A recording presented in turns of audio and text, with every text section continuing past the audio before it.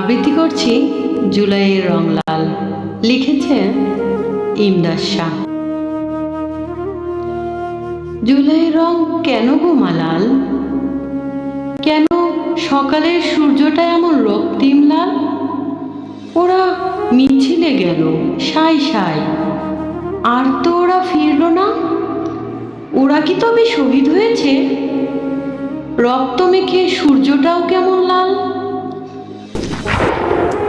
গুলির আওয়াজ শুনেছ কি গো? বারুদের গন্ধে খাকা করছে, তাই না? লাশের গন্ধে ধেয়ে আসছে বাতাসে বাতাসে। পূর্ব দিগন্তে যে পথটা ধরে ওরা মিছিলে গিয়েছিল, সেই রাজপথটা, পূর্ব দিগন্তটা আজ লাল লাল রক্তে রক্তিম। নীল আকাশে পাখিরাও তো ওড়ে স্বাধীনভাবে ডানা ঝাপটে। তবে স্বাধীন দেশে ছাত্ররা কেন গুলি খেয়ে মরে বলো মা? মায়ের মুখে নেই কোনো কথা।